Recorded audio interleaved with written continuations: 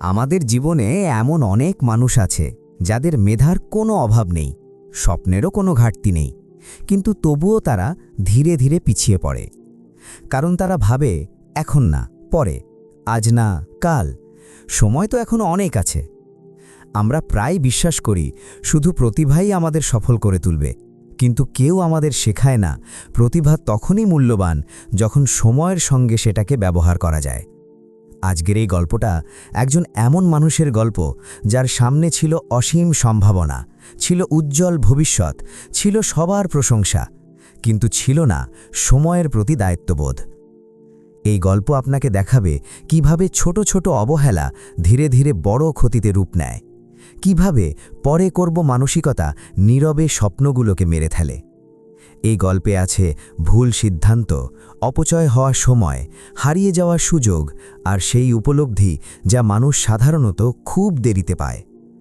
আপনি যদি কখনো ভেবে থাকেন আমি জানি কি করতে হবে কিন্তু শুরুটাই করছি না, তাহলে এই গল্পটা আপনার জন্য। কারণ এই গল্প শুধু কারো জীবন নয়, এটা আমাদের সবার গল্প। আজকের গল্পটা মনোযোগ দিয়ে শুনুন, কারণ এর প্রতিটা মুহূর্ত আমাদের জীবনের গভীর একটা সত্য শেখাবে, আপনাকে এমন একটি শিক্ষা দেবে যা হয়তো আপনার জীবনের পরবর্তী সিদ্ধান্তগুলো বদলে দিতে পারে।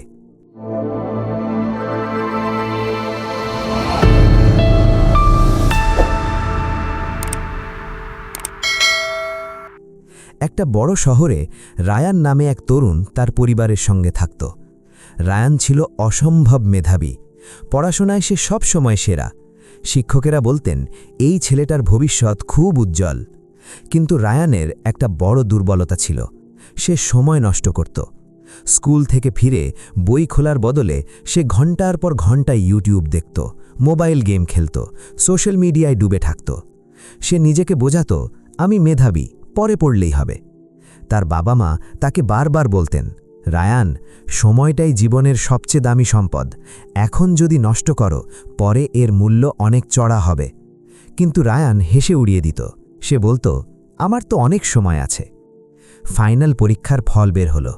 যে রায়ান একসময় সবার ওপরে থাকত তার ফল দেখে সবাই অবাক হয়ে গেল। ফল খুব খারাপ ছিল না, কিন্তু তার যোগ্যতার অনেক নিচে ছিল। শিক্ষকেরা হতাশ হলেন, বন্ধুরা ধীরে ধীরে দূরে সরে গেল। সেদিন বাড়ি ফিরে রায়ান দেখল তার বাবা মা নীরবে রিপোর্ট কার্ডের দিকে তাকিয়ে আছেন। কোনো বকুনি নেই, কোনো চিৎকার নেই, শুধু গভীর হতাশা।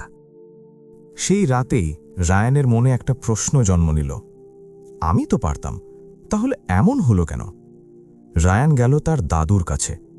দাদু ছিলেন একজন অবসরপ্রাপ্ত অধ্যাপক, কম কথা বলতেন, কিন্তু প্রতিটা কথা গভীর হতো। রায়ান বলল, দাদু, আমি তো পড়াশোনায় ভালো ছিলাম, তাহলে আমি কেন পিছিয়ে পড়লাম? দাদু হালকা হেসে বললেন, তোর বুদ্ধির কোনো সমস্যা নেই বাবা, সমস্যা একটাই, তুই সময়কে সম্মান করনি। রায়ান বলল, কিন্তু দাদু, পড়াশোনা তো পরেও করা যায়, তাই না? দাদু মাথা নেড়ে বললেন, না রে বাবা, সময় নদীর স্রোতের মতো, একবার চলে গেলে আর ফিরে আসে না। তারপর দাদু একটা গল্প বললেন। একজন বড় কোম্পানির সিইও ছিল ড্যানিয়েল। ড্যানিয়েল কঠোর পরিশ্রম করে নিজের সাম্রাজ্য গড়েছিল, কিন্তু সফল হবার পর সে সময়কে অবহেলা করতে শুরু করল। দেরিতে ঘুম থেকে উঠত, গুরুত্বপূর্ণ কাজ ফেলে রাখত, ভাবত পরে করলেই হবে। একদিন তার উপদেষ্টা তাকে সতর্ক করেছিল, এখন না বদলালে সব হারাবে। ড্যানিয়েল হেসে বলেছিল, আমার তো এখনও সময় আছে।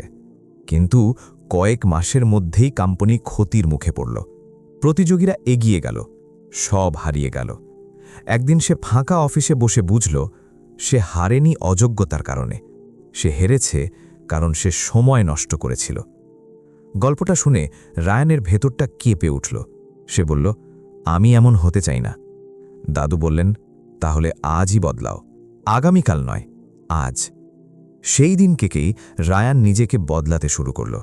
সে রুটিন বানালো, মোবাইল কম ব্যবহার করল, মন দিয়ে পড়াশোনা করতে লাগল। সহজ ছিল না, কিন্তু সে থামেনি।